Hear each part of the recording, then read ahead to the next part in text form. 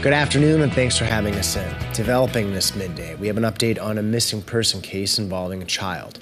A Clark County man who was wanted for kidnapping is now behind bars in South Dakota. The Clark County Sheriff's Office says 48-year-old Jeffrey Yexley was arrested in Minnesota.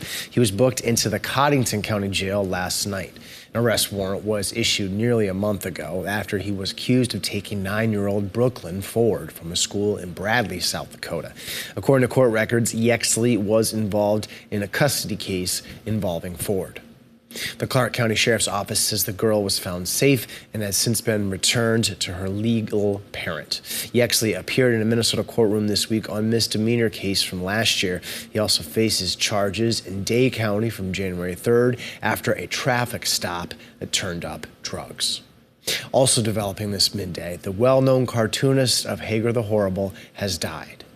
Chris Brown took up drawing Hagar after his father died. He and his wife decided to move from Florida to Sioux Falls following a trip to Viking days at Augustana University.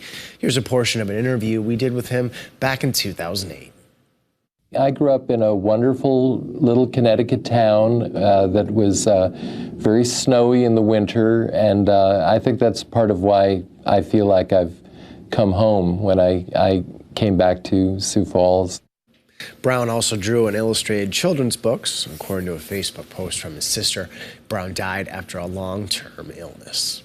The Board of Education Standards is hosting its third public hearing on proposed social studies standards. The submitted public comments ahead of this third meeting contain more than 1,000 pages. The meeting started at 10 a.m. Central, 9 a.m. Mountain Time.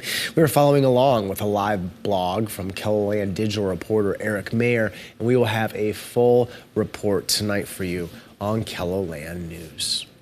Turning now to a first look at our midday forecast. Looks like a warm weekend is on the horizon. Let's check in with our friend Brian now, who has the details. Yes, melting snow I think is going to be a pretty popular subject for some of you, at least for the weekend. More on that coming up. But first, right now, downtown Sioux Falls, we've jumped to 24. South winds at about 10 to 15. A lot of bright blue skies.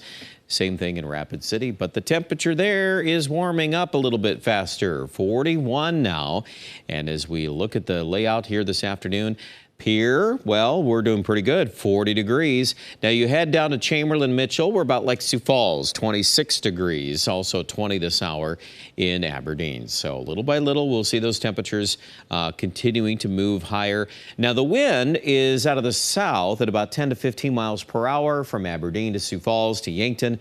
That wind will start to pick up a little bit more this evening in the southeastern part of KELOLAND. I would expect at least 15 to 25. So don't skip over that idea there, but I don't expect that to be anything long-lasting. It should taper off after midnight tonight. Certainly no talk of precipitation for now. We are, however, going to have a little chat about that here for next week. There's some things that are updating.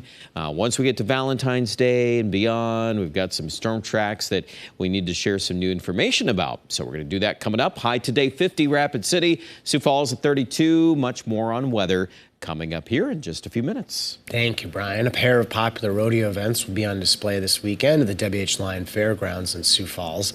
Cowboys from 5 states will compete in bull and saddle bronc riding during the 6th annual Bulls and Broncs event. TJ Corco is the stock contractor and has brought in dozens of 6-year-old horses from Pierre. We bring that set of horses in. That's my next generation coming up. And then for the short round, we've got old NFR broncs that have been to the national finals, the Bright Lights in Las Vegas. Bulls and Broncs kicks off tonight at 7:30 inside the Expo building. We'll tell you about the Bulls and 2 events for kids tonight on KELOLAND News. Hundreds of thousands are homeless after those deadly quakes rocked Turkey and Syria, including many children who are now orphans. CBS's Ian Lee has more on life after the disaster. They're fortunate to be alive, but no one would call these Turkish survivors lucky. Crews remove the rubble that used to be their homes. They look on, unsure of the future. We don't know what will become, this Turkish woman says. There's nothing to say. Life is over. Monday's earthquakes flattened entire neighborhoods. Now tens of thousands of people camp out in the bitter cold, with many afraid to return home, even if their buildings still stand. The disaster orphaned many children. Rescuers flew 16 babies out of the quake zone to a hospital in the country's capital.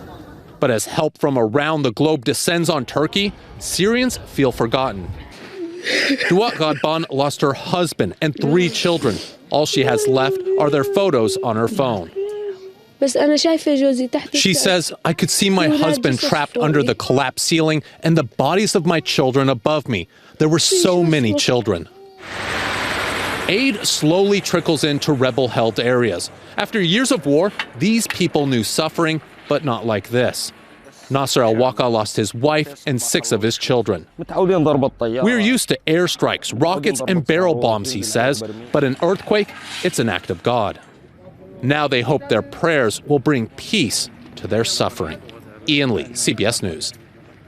Temperatures remain below freezing across the region of the quake, and many are still struggling to find shelter.